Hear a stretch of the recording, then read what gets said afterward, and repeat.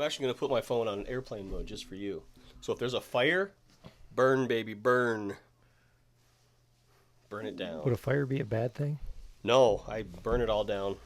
And then just walk the scorched earth. I like the new setup. It looks good. The shelves look good. I'm too short to reach the top there. So put all your valuables up there. Yeah, they're over 5 feet off the ground. Oh, yeah. So that's where you keep your Playboys, I bet. Playboys? Do they even publish magazines anymore? No, they don't. Or no, maybe they do publish, but they don't have nudies in them or something. That's completely worthless. But why would you pay for that when you can literally just Google anything? Because for the articles. Isn't that the line that everyone got Playboy for the articles? That's, yeah, of course. Yeah, of course. I do have an off-topic thing. I was part of a conversation on Sunday Is anything night. off topic? I don't know. I went to play a volleyball league, and afterwards we all went out for drinks and some pizza. And we're all in this big table talking about just life and things like that. One guy who's taken some kind of weird college preparatory course or something. He's an older guy, which I don't understand. But he's writing a dissertation, and he's researching a very interesting topic. Do tell. Micropenises. Was he interviewing you or what? He literally, he showed us, his paper, and, it's a presentation. And there's just pictures of... I'm just and he knows so much about it. I don't know how on this planet you would advance your life or career or place on this planet by knowing a lot about that subject. Before we get too far, friends, this is Chewing the Fat, and Chewing the Fats may not be appropriate for children. I'm sorry. I'm sorry. You could edit all that out. That being said, have you seen the ads on TV for crooked penis? And the image that they use on the commercial is a carrot. Okay, I don't have TV. So what? It's like a drug for crooked penises. And it unlawful? Penises? And it no. Yeah, then it talks about breaking your penis and all sorts of things. And I'm like, stop. I consider myself blessed that I don't have a broken or a bent penis. Is that too much? No. I mean, evidently not. Not enough, if anything. So for all you people that have been missing Chewing the Fats, aren't you glad you came for this one? We've talked about micro penises. We've talked about broken penises. Did you know it's winter time right now? It's February 2022. We haven't done a Chewing the Fat since... 11 months. Has it been almost a year? It's been almost a year, and I believe this is episode 16. 16. So if you think this is really enjoyable, go back and... actually go back and evaluate your life. There's a lot of podcasts out there. It seems like a lot of channels are starting to do podcasts, and they talk about different subject and this and that and this and that. So I guess there is a space for that kind of thing, but every time I watch one, even the big podcasts, they don't have that many views. So do people actually watch them? Because if you watch this, you're going to get more than just backpacking. You're going to get all kinds of... Obviously. All kinds of topics, and it is what it is. So if you have any experience or knowledge on the previous subjects, go ahead and drop that knowledge in the comment area below. And then while you're at it, you may as well subscribe right down there. Right down there. You can subscribe to Midwest Backpacker. And then when you're done with that... Subscribe to Rob Pelton. Krusty got stickers. I did get stickers because every time we go... my sticker's bigger than yours. Yeah, I know. It's the compensation thing. Every time we go out on group trips with other YouTubers, and everyone has fun just exchanging stickers, and everyone has stickers. Look at all these stickers back here. I mean, all Superior Hiking Trail, Miyagi, Trips on the Trail stickers. He's got stickers for all these cool YouTube channels. And I'm the only YouTube guy that doesn't have a sticker. So I got a bunch of stickers. So if you ever see me on trail, just say, "Hey Rob, do you have stickers?" Yeah, I probably do. What I don't have anymore are business cards. I used to carry business cards with me on trail because people would see me filming. "What are you filming?" And I would be like, "Well, I'm a videographer for National Geographic." And then I would hand them my business card and they could go on and check my channel out. Have one. It was an inside joke with us. Heck yeah. We'd be out there before I had stickers, and no shame. No, I don't care. They'd be talking, and we'd just be sitting around the campfire, real informal. Rob gets out his billfold and starts handing out like he's at a networking event or something. Everything's a networking event if you want it to be. But speaking of compensating for things, you're not compensating. Actually, my hands have grown. We can't have a Chewin the Fat without a good Coors Light. And he's making fun of me for having a little Coors Light. No. Well, what are you drinking? No. See, I said, do you have drinks? He goes, yeah, I have drinks. And he hands me this. You know why? Because there's no law with the claw. Because he likes White Claw better than beer. Better than Coors Light. Which one's better? Which one's worse? Tell us. Really? Whatever. Cheers, bud. People are going to be saying that's like choosing between two bad things. But. Very good. Winter camping. We are going back up to the Boundary Waters in what, 5 days? Yeah, in just less than a week, we're going to be back up into the Boundary Waters for another Arctic expedition. But we've already been on some winter outings so far. How many winter trips have you taken so far? Define winter. Below 32 degrees. 3 or 4? 3 or 4 so far? Yeah. Okay. I've been on 1, 2, 3 or 4. One of them I kind of filmed but didn't film. One I did down in Iowa. I just went on one 2 nights ago, and then I'm going on another one here. So I've been on quite a few myself. I'm going to make a bigger effort at videoing some of my trips. Bigger effort. That's a low bar there. Some effort in filming. Because this last year for me has been, it's been crazy, and I didn't have, it was hard for me to get out on trips, let alone film them. But I recently heard something about creativity. Okay. So a lot of times when I'm on a trip and I start filming, I get to a point where I lose the desire to film because what I have time to film or what the shots that I want I may not be able to get. I'm already judging what my video is going to be like before I even start, so then I kind of talk myself out of filming. But what I heard recently is you can't be a creator, or an artist, I should say, and a critic at the same time. You just have to create. You just have to do it. That's pretty tough, though. Because, I mean, after you shoot a shot, every time you're like, money shot, yeah, I understand that. But not going to use that. You know how many trips that I've taken and I filmed, and when I got home, I thought to myself, I barely got anything filmed. This video is going to be garbage, and I put it together, and it ends up being like one of the more popular videos. I think it's garbage, but everyone loves it. Well, you know how many times I get home from a trip and I'm like, how in the world am I going to edit that stuff together? Yeah. You know what? I say that every single trip. Yeah.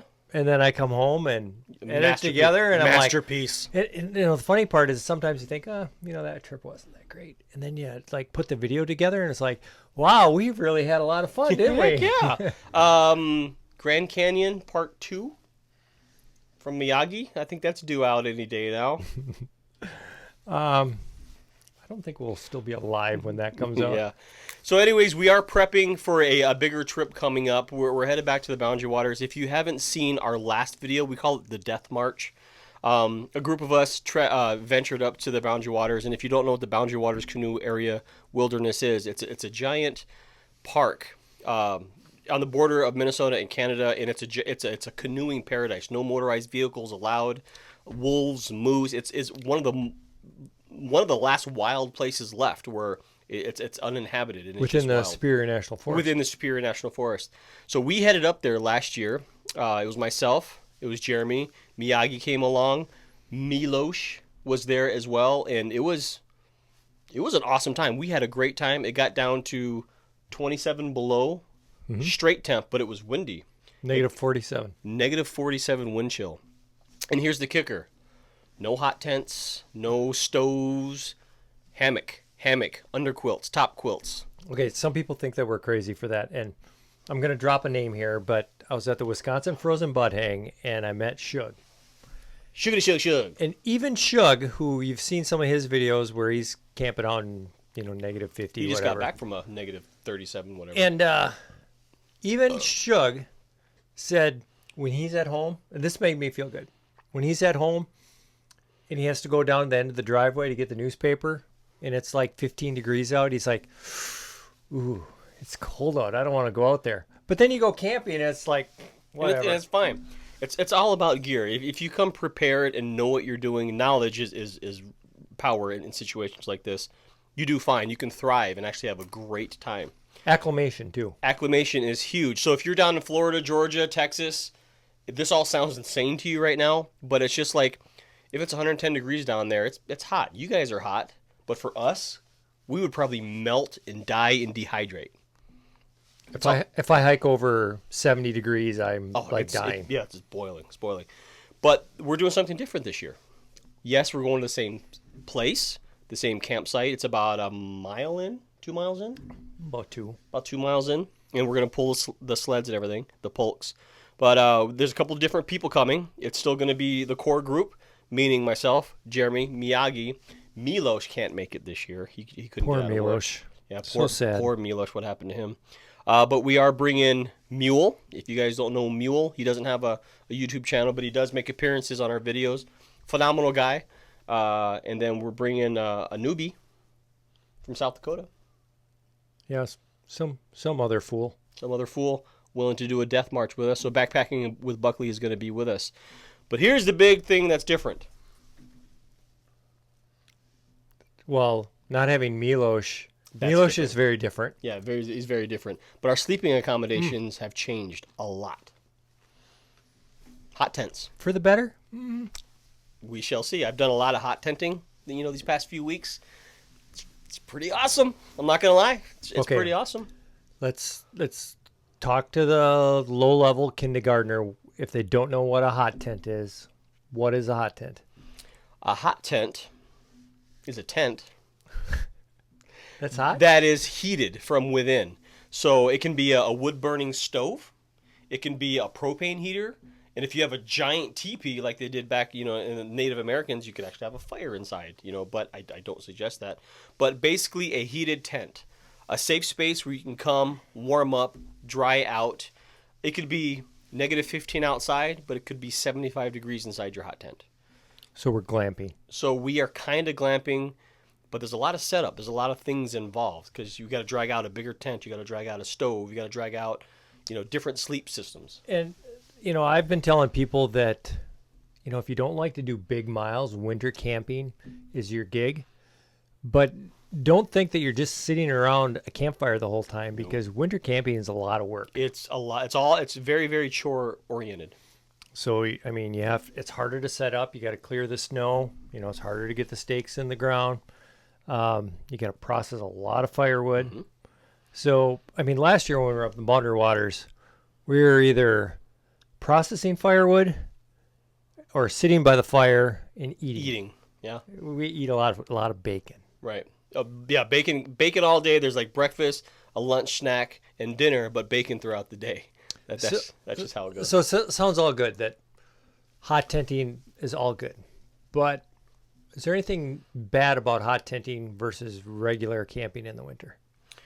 Well, yeah, there are some things that you got to watch out for. The new hot tents, they're all made out of sil poly, sil nylon. These are not durable fabrics. These fabrics don't retain heat. They're not fire resistant. They have a lot of problems, and they're not going to last you for decades and decades. These tents are lightweight for a reason. They do the job, but it's not going to be as good as canvas. Other things that aren't as good. And I wasn't really going there. The thing that worries me most about hot tenting, and our buddy Toots brought it up recently. From Canada, is I'm worried, instead of being outside and sitting by a campfire and exploring, that we're going to be sitting in a tent next to a hot stove most of the time. Right. My last trip a few weeks ago down in Iowa, when I got there, it snowed a lot and it was pretty cold. I spent 95% inside my tent. So I get your meaning there. So when you go winter camping or camping in general, you like to have that community space, right? And most of the time, that's a campfire. In the wintertime, when you're camping without hot tents, that big fire outside is huge for not only cooking, warmth, ambiance, all that kind of stuff, but it's that communal space where everyone just hangs out and can just shoot the shit and have a good time. But hot tents, you tend to want to just retreat in your hot tent, and now you're fractured groups. So we're gonna make an effort to not do that.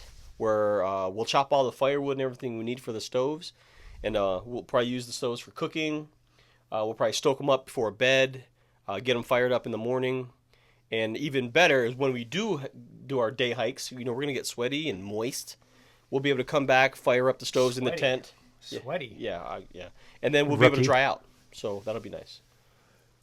Yeah, and you talked about cooking on a hot tent on a stove, which is nice because, it's a stove with a flat top where you can put pans on top of it. It's like a box. It's basically a box. So it'll be nice for both melting snow for water and frying bacon or whatever. You can put a frying pan right on there. I'm going to be bringing a great big thing of chili, and we can put the pot on there to warm up. So it does work good. The nice part about this campsite that we're going back to that we were at last year is we actually built the campfire away from the fire grate, and the fire grate is built up, so it's almost at waist level. So last year we were able to cook on that fire grate, with the hot coals under it, and still have a big fire. Right. Because, you don't cook on the fire, you cook on the coals, and that means that you got to, make the fire a little bit smaller, which when it's negative 27 degrees isn't a very attractive thing. No, it's not, but cooking inside of a warm tent is kind of nice. And as far as melting snow, someone asked me that. I did a live stream recently, and they asked me about water. And on short trips, I'll just bring in a gallon of water. And if that gallon of water freezes, that's okay, because we usually carry a larger pot. You put that pot on the fire, you basically cut open your gallon of water, like slice the top off, and you can use the top as a scoop. You put that big block of ice in your pot, and it melts down, and from there, you just start adding snow. And you're basically melting snow for the rest of the weekend. You get a little bit of a burnt water snow taste. Did you know that you can burn water? You can burn water. Oh, it's nasty. Yeah, that's why you make coffees and teas and hot chocolates and things like that. But just like the regular water, it's got a burnt taste. Yeah, and sometimes like bark and twigs and pine cone. Yeah, it's funny. It's funny. We were camping with a noob over New Year's Eve, and we had melted some snow in a pot, and he saw like all this little sticks and pine needles and stuff in there, and he's like, "Oh, I'm gonna go dump this out because it's dirty." No, and we're like, "No, that's actually clean. Don't do that." Yeah. You brought up thermoses. I've recently been converted to a thermos. To a thermos. Well, I'm still gonna bring my Nalgene with the 2 layers of Reflectix, but I went camping and. Just having that thermos to bring in some hot chocolate on the first day. Yeah. I don't know if you remember last year, but when we got into camp, we didn't drink a whole lot, and we were pretty dehydrated. Yeah, we were. So just having, again, something with some flavor to it, like hot chocolate that's drinkable right away, will prevent dehydration. And that's the one thing you got to look at in winter a lot more is it doesn't seem like you're sweating.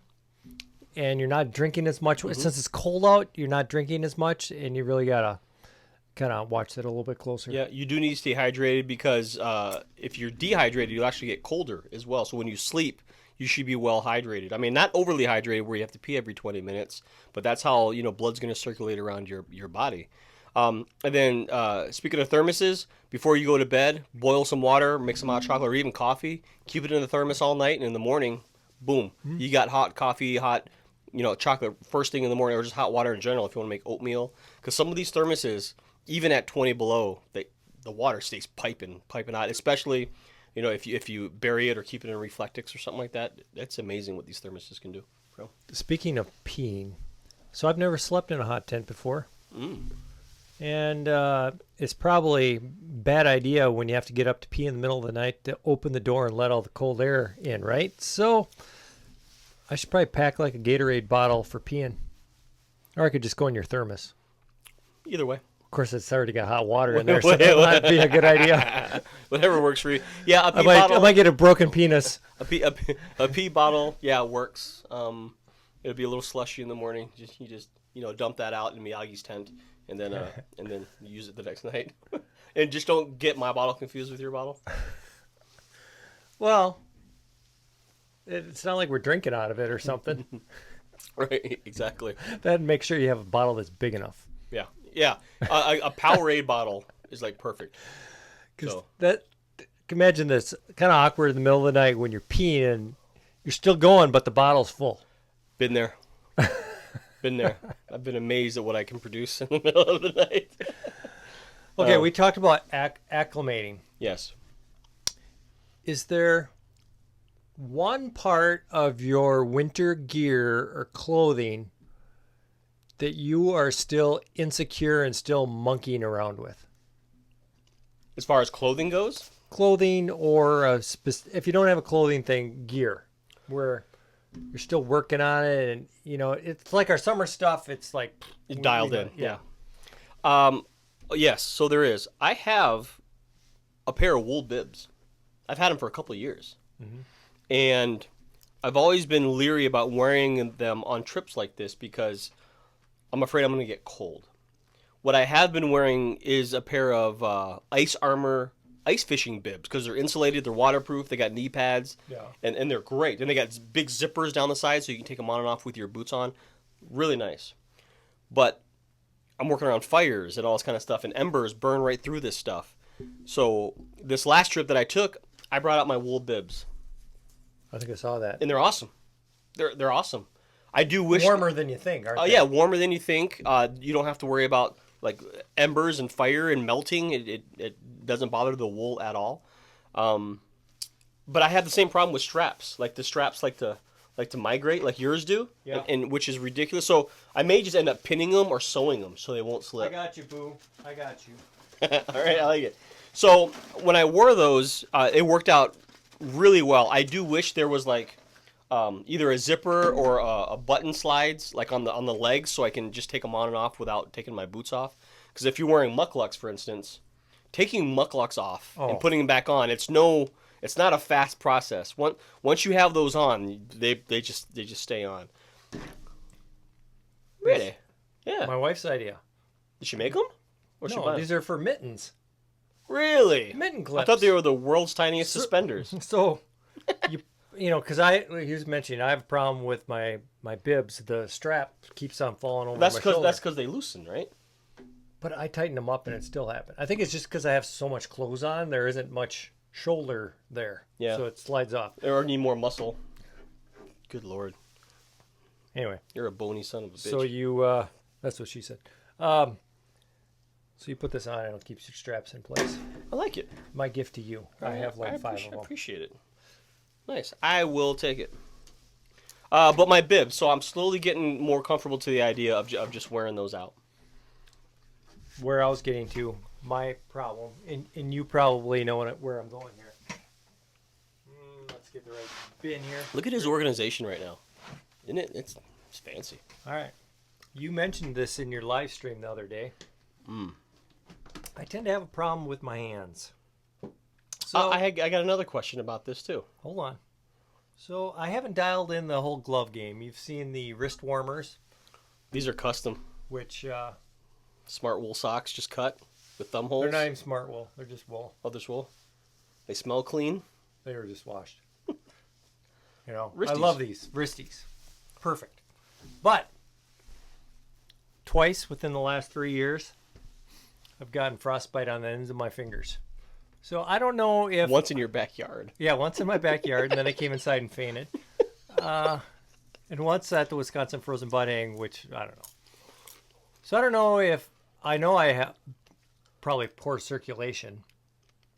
Did I tell you when I went and got my colonoscopy recently? You bought you a drink first? They almost didn't let me do it because my heart rate was 40. Wow. And my blood pressure is always low. But man. So I think I got bad circulation. I'm obviously stupid. I probably have a higher pain threshold on my fingers. I guess. Well, now you can't feel them at this point. So it doesn't. I don't know. I can't figure out that I get frostbite until I'm going home and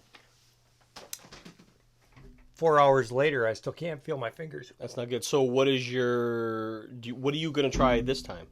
All right. So let's go through the process here.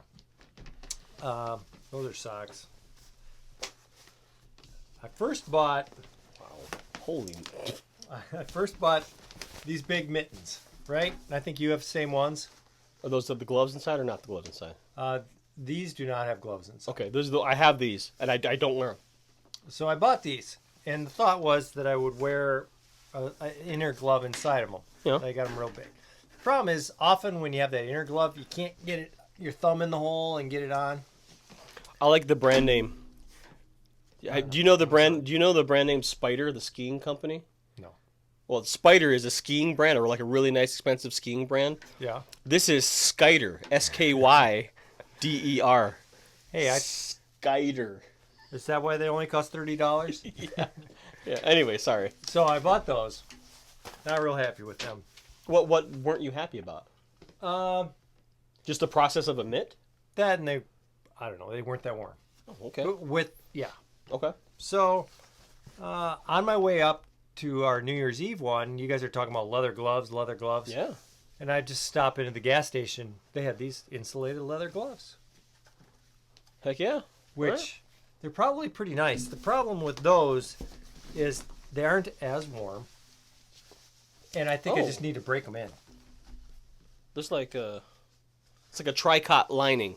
It's not fleece lining, it's a tricot lining. So it almost feels like it's foam lined. Yeah. But they're padded, they're thick. I think they'll work, but I just got to break them in. Okay. What else? Oh, this is what I had last year. And I just have these wool. So when you camp in a hammock, and this is when I got frostbite both times, is tearing down your hammock. You know, you got to have your fingers because you got all these little lines and these little knots, and you just can't do it with gloves on. So I thought I'd do it with these on, where I got fingers, you know, and you pull this thing up over the top. But you still don't have a thumb. No. Yeah, but your fingers are still exposed, so... Yeah. And this is the problem area right here. Yeah, exactly. Not this, yeah. Just this. So it'd take me a half hour to do something that would take me 10 minutes to do like this. Okay. Okay, so I upgraded. And our buddy, the Caboose, thought that these mittens were great. Those are ice armor, right? Ice armor. Yeah, they're for ice fishing. Expensive. And I'm still going to bring these. They're waterproof. And what I like about these over those other mittens is these have a really big thumb hole. So I can wear a smaller glove, a liner, inside of it. Do not grab burning logs with this. No. Or feed your hot tent stove with it. Don't, yeah. And that's one thing I'll touch on. Hot tent stoves, don't go near it. Jackets, sleeping bags, I mean, it'll melt instantly. Mike Gose, if you're watching, Mike Gose, if you guys don't know, really awesome guy. He melted so much stuff on my stove the first time. I feel so bad for him. Like some really nice, like Marmot 0 degree bag, he melted it. Felt so bad. So if you know Mike Gose, reach out to him and pitch into his fund to replace his gear. All right, so these are what just came today. Where's the literally 2 hours ago. Where's the other one? The other one? Yeah, because they come in sets, right? Yeah. Is there a left and a right, or not really? No, you just stick both hands. They're universal. Actually, they are universal. It doesn't make a difference. These are Possum Gloves. Possum? Zpacks. Came at the recommendation of Those Miyagi. They're kind of fluffy. They're like, they're plushish. So I don't know. Is it still wool when it's possum? Possum wool? I don't know. Sure. Possums are really ugly. Yeah, but they're amazing. If you see a possum, do not kill them. Ask me why. Why, Rob? For one, they are naturally immune to rabies, so you don't get rabid possums. But one of their primary food sources is ticks. Yeah, they eat a ton of ticks. But their eyes, they're like, oh, and they're creepy as hell. But they're our friends.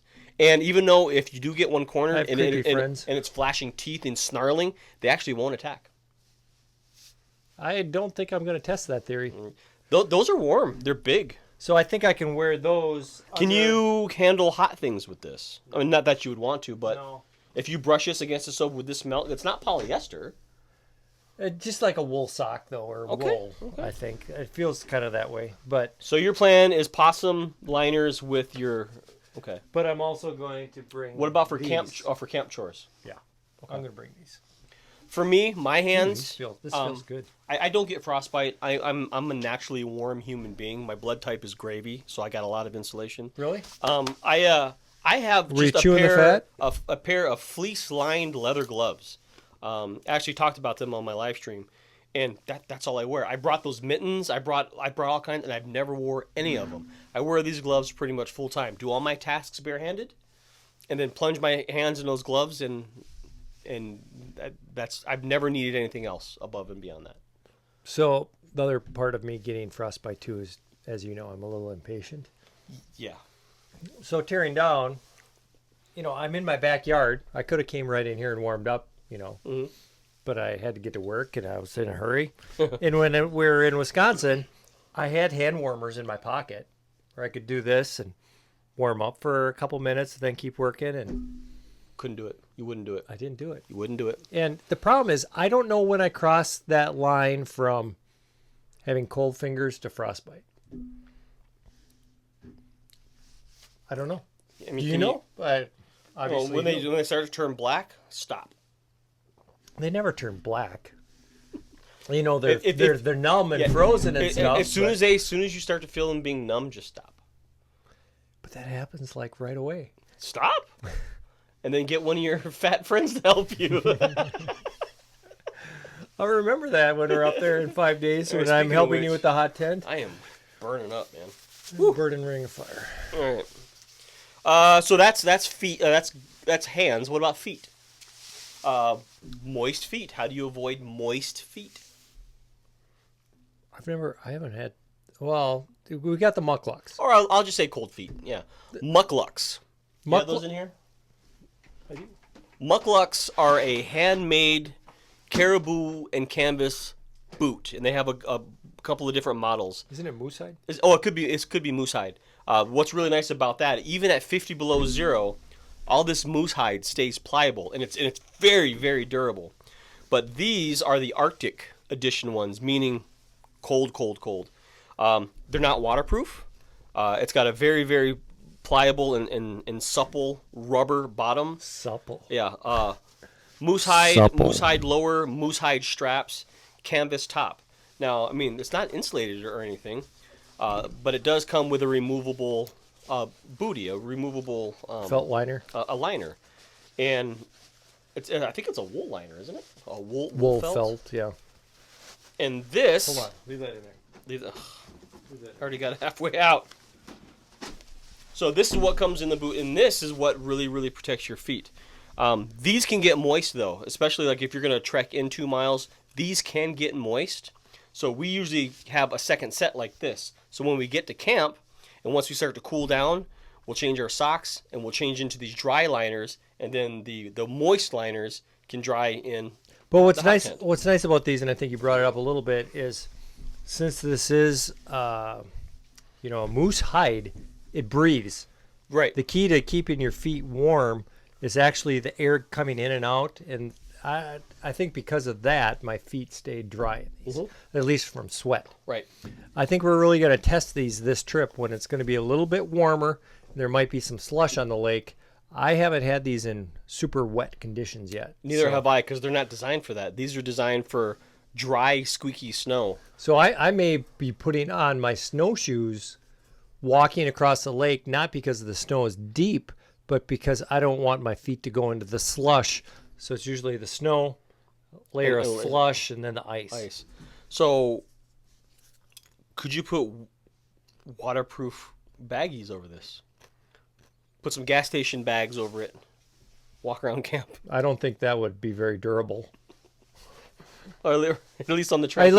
On the trek in. When I go to Walmart, half the time the bag breaks before I get to the car. Yeah, that's true. Man. Yeah, and I got big feet, ladies. Actually, you have surprisingly big. No, that's Miyagi. Big feet for a little dude. Yeah. All right. Anyway. But yeah, feet. This is what we wear on our Arctic expeditions. Now, if it's going to be a long trek in, I may even opt to just wear some standard hiking boots and some gaiters. That way, they're lighter, they're smaller, and they're not as warm because my feet will sweat personally. Then when I get to camp, I'll just throw on my mucklucks. But like I said, taking these on and off is not a simple chore. You got to sit down, you got to unlace everything, and you got to, it's pretty involved either way. But well worth it in the conditions that we're used to seeing this time of year. What else do you want to talk about with winter camping? Could I just bring up No. a brand? So we do a lot of hammock camping. We're primarily hammock campers. And I have a Warbonnet Ridgerunner. He has a Warbonnet Ridgerunner. Copycat Rob. Yeah. Mm-hmm. And when I got my hammock, it also came with a 20-degree underquilt. And this was made by Warbonnet. I actually got it on a trade. I didn't buy it. I got it on a trade. And that 20-degree underquilt worked great. Worked fabulous. Got in, it was warm, right? And then I wanted something a little bit newer, a little bit fluffier. So I ended up buying a 900 fill power Loco Libre 20-degree quilt, and I ended up selling my Warbonnet one. Now, like for instance, here's a Loco Libre underquilt. As is this one? Oh, that one. So they're both. That's a 20. This is a negative 20. Okay, so 20. So this is basically my underquilt, and the quality is amazing. The stitching, the material, everything on this is awesome. But I find that I don't warm up in the Loco Libre underquilt. It took me an hour to warm up the other night, whereas my Warbonnet standard issue underquilt warmed up like that. I don't know if it's a fitment issue, but I love the materials. I love the high power down. It's lighter. It compacts more. But it took a while for me to warm up. And I distributed the down. I migrated the down. And it took a while. Let's break this down, though.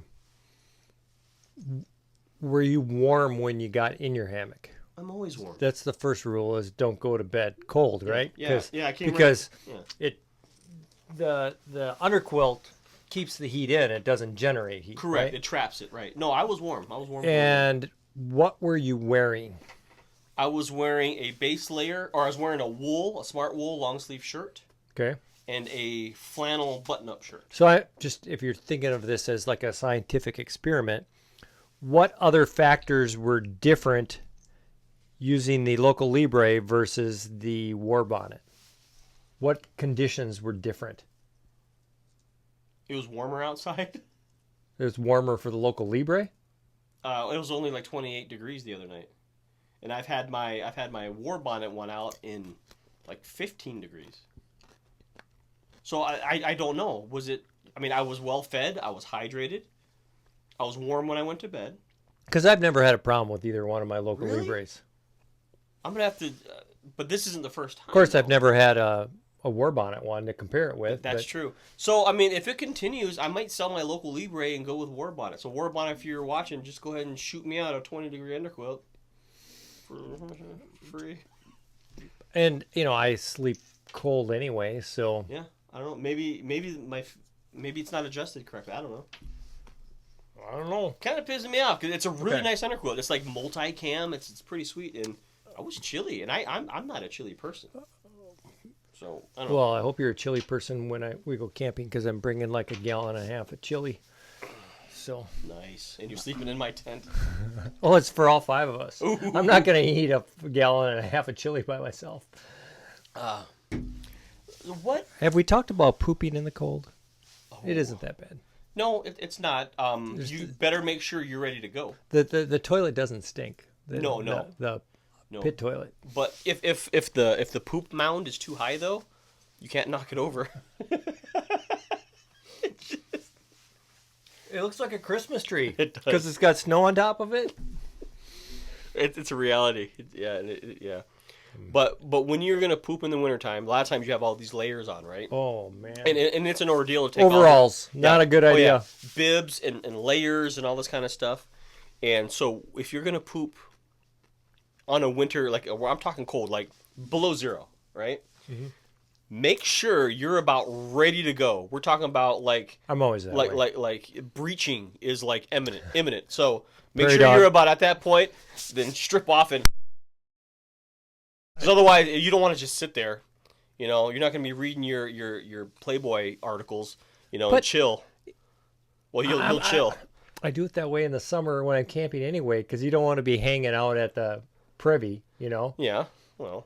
But here's the one. Don't ask me how I learned this the hard way. Rob actually, this is probably one of the smartest things Rob's ever said, which isn't saying much. But when you have multiple layers of pants on, like I wear, well, first of all, I got the underwear, then I got the tights on over the underwear, then I got the pants, then I got the bibs. Right? You're like a Michelin man. The guy from Christmas Carol. Only zip up the outside layer. Because oh yeah, when you really got to go, it's like Fort Knox, man. So if you only have the, it's still bad enough where you're like doing this, but you don't have two zippers. Right. So it makes it a little quicker, and you don't have any dribbles. Right. So yeah, you need quick access to that area. Now with all those layers on, you got to have a micro penis is going to be really hard to clear all that. But don't do it too fast or else you might break your penis. Of course. I'm sorry. I think there has to be some other conditions going on to break a penis, but right. Anyway. And another thing that I will tell you about extra clothing when you're winter camping. So in your brain, you're thinking, okay, I'm going to bring an extra change of clothes. I'm going to make sure that I'm wearing, fresh underwear and undershirts and stuff every day to make sure I'm cool. What? Once you get out there, like if you're in a warmer climate, I get it. When you're out there and it's cold, whatever you have on next to your skin is pretty much going to stay on. Whether it's 2 days or a week, it's going to stay on. So if you're going to be same longer, for summer, yeah, if you're going to be in the woods for 3 or 4 days or longer, when you get home or back to civilization and start to peel off your layers, be prepared. Well, that's the nice thing because in the winter, you have so many layers on, your BO doesn't permeate. I know. It's just, you just marinate in it. Be prepared to just burn everything, like your underwear especially. But that does happen. But I find that I don't need a lot of extra clothing. Sure, layers, like a shell and insulation layer, sure. And extra socks is about the only extra thing I'll really take. I won't take an extra shirt, an extra jacket. Usually extra socks is pretty much all I'll bring. So here's a problem that I usually don't have, but at the Wisconsin Frozen Bud Hang, I have all these layers on down, and then I have my wool boreal over the anorak over the top, and so my you have wool a review on bibs. that? I do. You can see a link to that right up here. Nice. So now you got me distracted. Okay, so I have all this clothes on, and usually you take clothes off when you go to bed and you're sleeping inside of a minus 20 degree quilt, right? Minus 20. Good so Lord. I typically do that, but the bad part is when you wake up in the morning, all your clothes are cold. So I'm like, I'm just going to sleep in it. Which I did that when we were up in the Boundary Waters and it's negative 27 and it worked out fine. But man, I got in my hammock and I was there for like 15 minutes and I was just sweating. Not good. So I had to get back out, take off all the blah. Then I had to get up. When I sleep, I will get down to as bare clothes as I can. I'll take off my bibs. I usually take off almost everything because my sleep system is typically warm enough so I don't have to worry about it. But I like being a little bit freer. I don't like to be stuffed like a burrito because of all my layers on. I try to take those layers off. Let those breathe. Let those air out in your face overnight. And in the morning, it's going to be chilly for a bit. You put it all on. Now, socks and maybe even pants, I'll throw a lot of that stuff in my sleeping bag. So it stays warm. But for like the outer layers, outer jacket, bibs, those will just stay out. I've even just thrown them outside because by the time you put those on, you already have all your insulation layers on anyway. My new favorite winter clothing item, though, that I got for Christmas is down socks. You have down socks. Swag on the Trail has the Enlightened equipment. Those are the whatever their insulation is, Apex, whatever. Keep talking. But these down socks are starting to make like the rounds. I don't really have cold feet. I'm afraid if I get something like that, I think I'll be even warmer. But I'm a big fan of having having the grippies on the bottom of my socks. You know, like geriatric patients that walk around the hospital. Short guy problem. Like zombies. You know, the socks they give those people with the grippies on the bottom. I like those. And I have several pair of really thick insulated socks. But I think a lot of times maybe I have too warm of a quilt specifically for my feet. I can see that. So if it's going to be 20 degrees out. These fit you? You know, I do a 0 degree quilt to keep my feet warm. But now I can probably do a 20 degree and wear the slippers. Yeah, they're like up to size 12 or something. Really? Because that seems like it fits me, and I'm about a 10. Yeah, they're fine. But I wonder so in the hot tent if they might be too warm. They're so cute. Oh my god. Do you have no protector thingies? Put some rubber dots on the bottom of this, man. You get yourself. Short guy problem. Yeah, because when I sleep, I don't sleep straight like I'm in a coffin. You know, I'm on my side. I got one leg bent or whatever. But this material, it slides. There's no friction, so you can't. But when you have those little grippy dots. Maybe it's because I have longer legs, but I have grip. I don't have grip. I mean, my, stubby legs. My 16-inch inseams or whatever. Yeah. So how much were those? I bought these on Garage Grown Gear. They're like $50. Who makes them? I can't remember. I have to. Goose Feet Gear. There you go. And they're down. Yeah. And they're not slippers. They're socks. Yeah, they're socks. Because you're not going to walk around camp with these. So when I sleep in my hammock, I put a little sheet of Tyvek right outside of my hammock. And when I have to pee in the middle of the night, I just leave these on and I step on my Tyvek and pee off the Tyvek, and it's all good. And for those of you, if you're curious, when I'm hammock camping and I have to pee, you know what I do? I pee right out of the hammock. Just lean over, distribute my weight, let her rip right. I don't even get out. Why? Just let her go. When it's really cold, like 27 below, I actually brought a funnel, like this little funnel. Risky. Amazing. All I had to do was lean out and let her rip. I look at risk versus reward. No, well, move your boots, right? So, because move your boots. No, I'm more worried about dribbling and getting wet in my hammock. Well, no, that's why you got to get a long funnel. Long funnel. Well, yeah, some funnels are longer than others. So, but I do remember last year, Miyagi had his funnel, and I think he may have used it the night before, and then the next day he was trying to do something with it, and he pulled it, and it shattered. Broken penis? Yeah, no, but they were like pea crystals. They like flew all over the place. Miyagi, correct me if I'm wrong, but I thought there were pea crystals all over the place. I hope he had his mouth closed. Which, if it's Miyagi, probably not.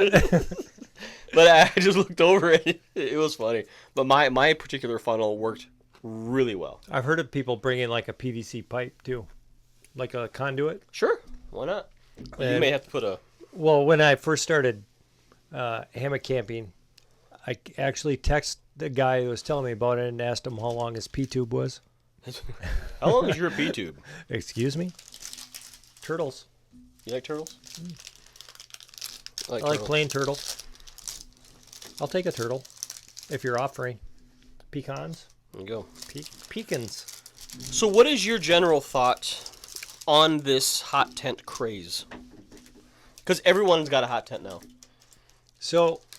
Except you. So I was recently approached by a company for a free stove for a hot tent.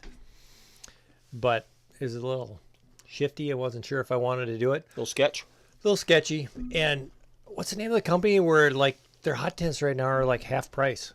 One Tigers? Lux? Or Lux? Mm-hmm. Where you can get a hot tent for like $100. Yeah, Lux makes some good stuff. Yeah. And I almost pulled the trigger, but I'm like, nope. The $95 one? Well, I'm not worried about the $95, but then you got to pay another $250, $300 for a stove, right? Yeah. So I figured I'm going to go with Rob, sleep in his hot tent, make sure I'm sold on it before I pull the trigger. And a lot of people have that little Lux one where there's the little orange, like half the tent. There's like an inner orange part. And it looks like a nice little one-person hot tent. I just ordered something very similar to that. Excuse me. Didn't it just come? Yeah, I did. So my main hot tent that I've been using is by One Tigress, and it's their rock fortress. It's big. It's got a 12-foot diameter base. It's 7.5 feet tall. It's big, and it takes 20 stakes to stake and guy everything out.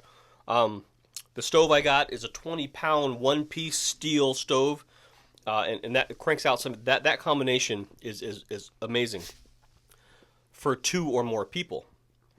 Setting it up by myself and putting it in by myself, that's a lot of work. It's too much for one person.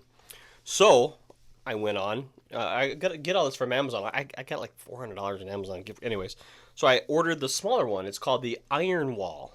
Rock Wall. Iron Wall. It's their smaller version with a half tent. And it just came in the mail yesterday or 2 days ago.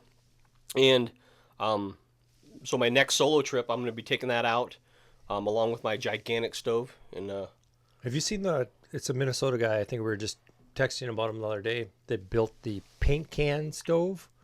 Oh, yeah, the paint can stove, yeah. I didn't watch all of it, but it looked pretty small. And first of all, it's like you're not going to be able to put very big of wood in there, right? Right, yeah. But a lot of people build ammo can stoves, those 50 caliber ammo cans that you see. People build stoves out of those all the time. Maybe that'll be a project. Maybe I'll make a stove. You could, very easily.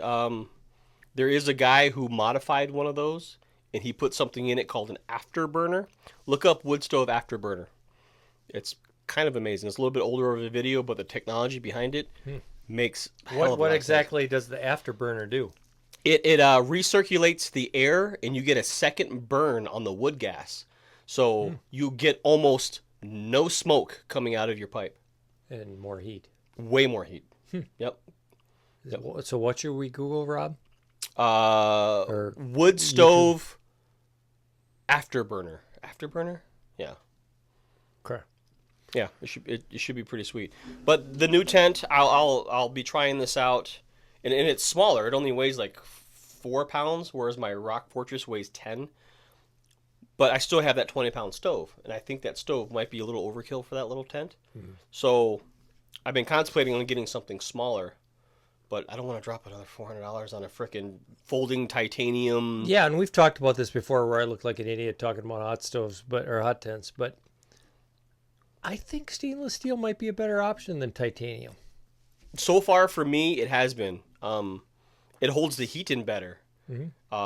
Just the weight's the bad part, right? The weight's the bad part, but they have folding steel stoves. But if it's going to be a little one, it's not going to weigh 20 pounds. That's true. And you're probably going to have a bulk. Right. So, yeah. I don't know. I want a stove where I don't have to keep putting wood in every hour. Well, these wood stoves, just their sheer size is going to make you have to do that. Oh, yeah. Because the bigger the wood, the more dense, the more BTUs it's going to offer, and the longer it's going to burn. When you're putting in, small pieces of wood in there, those are going to naturally burn faster. Now, you can limit the air intake. You can damp it, just about all the way down, and it'll hold in a lot of heat, and it'll prolong your burn. But for the most part, those stoves aren't designed to burn 4, 5, 6, 7, 8 hours. About an hour and a half, 2 hours with a packed stove is about all you're going to get. But I have an experiment. Okay. Can you reach into that bag? Oh, man. No. I know. So obviously, firewood is huge. You're processing your own wood, and you got to cut all the wood to a specific size, right? It can't be too long, otherwise it won't go. Yeah, exactly. So what you want to do is grab one of those bricks. What you want to do is get hardwoods, if you could. Obviously, there's pine and birch and things like that. They're a little bit more sooty. Hardwoods burn hotter and they burn cleaner. So I've been researching different fuel alternatives. And I ran into something called Enviro Brick. And they sold this. I found these at a local tractor trailer supply. It was $3.50 for a pack of 6 of these. This is literally compressed hardwood dust, hardwood chips from hardwood floor company. So all their leftover sawdust and everything, they So there's no wax or glue or anything? There's other bricks just like this that do have binders, waxes and different things like that. This does not. This is literally just compressed wood, and it's heavy. This is supposed to burn way longer than regular cordwood. So my plan is long-lasting wood is good. Yeah, that's what I hear, but not too long. Go see your doctor. I'm bringing a few of these on this next trip because my thoughts is right before we go to bed, let's stoke the fire, get that thing good and raging, and throw 2 of these things in there, and maybe we'll get a longer burn. It'll stay warmer in the tent. My last trip, I actually just stoked the stove all night. I kept a lot of wood, and I woke up every hour and a half, almost 2 hours, and I just put more wood in the stove. I didn't mind it so much; it was fine, but it was nice to have that warm glow, in your tent, and not having to cover your face from frostbite protection was nice because it was so warm inside. But EnviroBrick, and it's like $300 for a pallet. Really. That being said, you always want to prepare even when you're in a hot tent if your stove didn't work. Right. That's one of the things that a lot of people have a false sense of security. Oh, I got a hot tent. It's going to be warm on my tent the whole time, so I can get away with a 40-degree sleeping bag because the tent's going to be hot. That is very, very, very bad information. If you're expecting temps like 0 degrees and you have a hot tent, bring a sleep system that's going to keep you warm at 0 degrees. Because I'll say not if, but when your stove burns out while you're sleeping, those tents, like those polyester nylon tents, they do not retain heat. It'll get cold in there like that.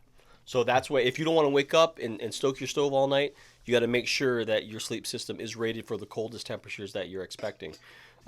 Because it's inevitable that your stove will burn out if you don't end up waking up. So both of us watched the Schill Brothers video where they went cold weather camping. Hey, it got down to like 8 or something. Yeah, which for congrats, them, boys. For them it's cold. And both of us commented on a couple things, but they don't want to come up here where it's as cold as this. But we're still going to work on them. We've invited Kevin and Andy Schill up here to camp with us. And it's not a pissing contest. Like, look what we can do. I'll show you boys on how to do this kind of... No, not at all. They're cool guys. We've camped with them. We've hiked with them before. But it would be cool to have them come out here and see what their gear can actually do. Because they got some really good gear. Yeah. Like, their tents are good. Their sleep systems are good. They've got a chainsaw. Their chainsaw is awesome. They got a little handheld chainsaw. Dude, seriously. Because I know it's not traditional bushcrafty, but when you got to saw wood for days and days and days. But there's some things that we take for granted about cold weather camping where we're like, well, everybody knows that, right? But in the video, they're showing, their titanium or aluminum stakes that broke. So these tents, these tents come with cheap aluminum Y stakes, and they give you like 20 of them. Like 20, I think my Rock Fortress came with 24. My new one came with 14. Rob, in the winter, isn't the ground usually frozen? Ground is not just frozen, Rock frozen hard. solid. So when you're trying to push these flimsy aluminum stakes in, no chance. They will bend. Even steel spikes, I've bent those. So that's why I started using timber locks. They're basically like deck screws. It's good in the woods. Justin, he actually turned me onto them, and they work really, really well. The ones I brought are 6 inches, but there's 20 of them.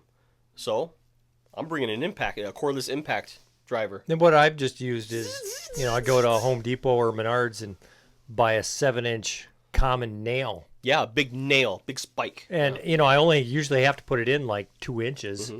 Mm-hmm. But, those don't break. They're heavy, but they don't break. Yeah, exactly. Even titanium will not do good on frozen ground like that. But those are the things that you learn, that you don't think of when you go camping. And what I've, maybe if you've seen our video from last year, you've seen that we had the PVC snow anchors with snow anchors, which we'll probably bring along. I'll bring along just in case. Mm-hmm. But pounding in those nails is so much easier. Yeah. If you don't have 3 feet of snow. Right. Exactly. And that's the thing. Snow. You're not going to be able to use spikes in snow. It's got to actually go into ground because snow, it can only, take so much torque, right? Mm-hmm. But the snow anchors work well, and if you don't make snow anchors, you can literally just make snow anchors out of a stick. Just cut some branches this long, tie your guy lines out to it, dig a small trench, put your anchors in there, cover it, tap it down, step on it. Don't tighten up your guy lines. That area will freeze, and once it's frozen, you can go ahead and tension everything up. And then when to dig them out, though, a metal shovel is recommended. Speaking of which, do I need to bring my shovel on this trip? Do you have that big scoop shovel, the big silver one? Yeah, the plastic one. No. No. Well, I thought you had a big silver one, like a. It's plastic. Oh. Yeah, I'll bring it because it can move snow. I'll bring my little metal one. Yeah, which I have this plastic shovel and I put the snow anchors in and it was ice, so I couldn't get them out, and I used his shovel. Plastic shovels in deep winter camping leads to broken shovels. I mean, it has a metal handle. It's just the scoop is plastic, and it's bigger than his, so it moves a lot of snow, but for ice, not good. Like last year when we were clearing out where our hammocks would be, my shovel was like 3 times the size of yours, so you're over there doing this, and it's kind of funny. Yep. Anyway, I think we're done. Cool. Anything else we need to talk about? If you haven't tried winter camping and you're very curious, go for it. Our suggestion would be go in your backyard first, especially if it's going to be colder out. Have a safe place where you can get to quickly. And then once you're feeling adventurous enough, find someone, I guess someone like us, that can actually take you out and make sure that you're safe. Because experience and knowledge is key in situations like this. One thing I wanted to talk about before we quit is both of us just surpassed the 4,000 subscriber mark. Congratulations, sir. Woo, buddy. So that's pretty cool. Thank you to all the subscribers. If you don't subscribe, you can do that right down there. And if you don't know this guy's channel, Rob Pelton, robpelton.com. That's me. So he does a lot more gear videos than I do. I have a lot of gear. It's stupid. He's kind of a geek. It's stupid like that. But anyway, thanks for stopping by. Appreciate it. Is this going to be the beginning of a lot more CTFs, Chewing the Fats? I don't know. It depends on you. Depends on you. Right? If 3 people watch this, maybe not. So this video is actually coming out while we are in the Boundary Waters, and a week from today, I hope to be putting out a trip video on that trip in my first venture into Rob's hot tent. So yep, yeah, that'll be fun, and I'll have a video version of that trip. So will Miyagi, so will Tim Buckley. Oh, maybe. Yeah, maybe we'll see how that goes. Yeah. Yeah, that's all I got. Thanks for stopping by. If you have any questions for us, any comments, be sure to leave those comments down below in the comment area. We love reading your comments, no matter how stupid or insulting they are. Which I think that's going to be a subject of our next Chewin the Fat. Best YouTube comments. Ooh. Well, what I mean by best, it's the not nice ones. Those are good. I love the bitter people. They make me happy. I still wonder if the guy that I blocked still watches every video and has a negative comment on every. Oh yeah, he's screaming in an empty chamber, and he has no idea. I don't either. Yeah. By the way, we can block you, and you have no idea. Yeah. That's how petty some people are. Yeah. I didn't know how to do it. I had to ask him. Anyway, thanks, man. Be good. Hey. Be safe. Be happy. It's a big old beautiful world. Yeah. We'll see you on the trail. What other stupid lines can we say? There's a lot of them. All right. We'll see you on the next one. Bye.